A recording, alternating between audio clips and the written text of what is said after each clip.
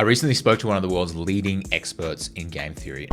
Here are 3 things that I took away that you can use in your life to minimize your losses and maximize your gains. Firstly, let's do a really quick recap of what game theory even is.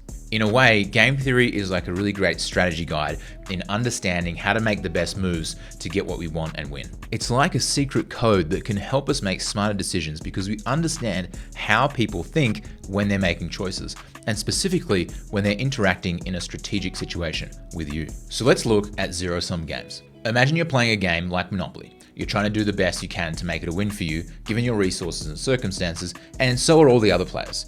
But in Monopoly, there is a very clear winner and a bunch of losers. Unfortunately, we go about our relationships with the idea that there always has to be a winner and there always has to be a loser. By understanding that life isn't always zero-sum, there isn't always a winner and a loser, allows us to change the way we move into situations and allows us to be far more collaborative, which actually will get you far more further in the future. Number 2, I cut, you pick. In our conversation, Kevin shared a story of 2 kids who have a piece of cake and they have to share. Usually, you would imagine the kid who cuts the cake first is going to cut themselves the bigger piece and then run off with the bigger piece of cake, and the other kid gets the smaller piece. But in game theory, there's a practice called I cut, you pick, where the one who's cutting the cake isn't actually the one who gets to choose which piece goes to which person. So the one who cuts the cake now, who's being biased towards cutting the biggest piece for themselves, is now making sure that they are perfectly cutting that piece in half, because they know that if they cut a bigger piece, the second kid who's going to choose first is going to take the biggest piece for themselves, and they're going to miss out. So what this is a really great lesson in how to do things fairly and actually have game theory in practice, because now again we've ended up with a win-win instead of a win-lose. Number 3, the prisoner's dilemma. You've probably heard whispers of this somewhere along the grapevine, as it's one of the most famous of the game theory scenarios. The prisoner's dilemma is a classic situation involving 2 criminals arrested for a petty theft crime. Let's say something like stealing, and they potentially have to go to jail for 3 months. So they've both done a crime together, they've both been caught for theft, and they both potentially have to go to jail for 3 months. But there's also the potential that they might have to go to jail for 10 years for something more serious, which is murder. The 2 prisoners are separated and they're given a choice. So think that they're both in separate rooms, just like your typical cop show. They're both isolated in separate rooms and they're both being interrogated. And they're given a few choices. They can stay silent or they can confess. If they both stay silent, they go to jail for the minor charge.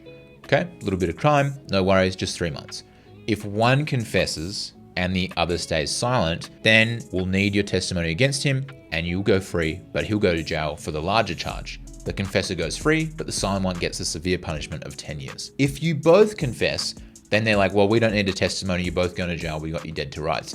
You're going to jail for 10 years. Sorry, guys. Kevin made it really clear that the reason it's a dilemma is that both prisoners are going to look out for their self-interest. And ironically, they think that their self-interest is that if I confess and the other guy stays silent, then I'll probably get off, because I won't get any charge at all, he won't confess and I'll go free. But ultimately, if they're both thinking the same thing, then they're both going to get a 10-year charge.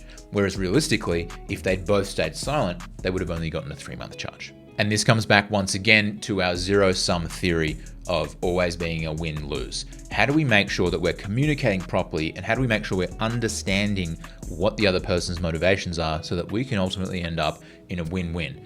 Even if we go to jail for 3 months, at least it's not 10 years. Well, man, I hope that shed a little bit of light on how you can use game theory in your own life, not just to reduce your losses, but also have more wins and increase your gains when you have those wins. I personally found game theory to be really complicated when I was looking through it myself until I had this conversation with Kevin. So every Friday I release a video like this with some recaps and actionable takeaways from the podcast that I did the previous week. So you can come, you can get the cliff notes, you can get to the brass tacks and figure out what you can use and actually implement in your own life. If you want to listen to the full episode, just click on that link below and it'll send you there.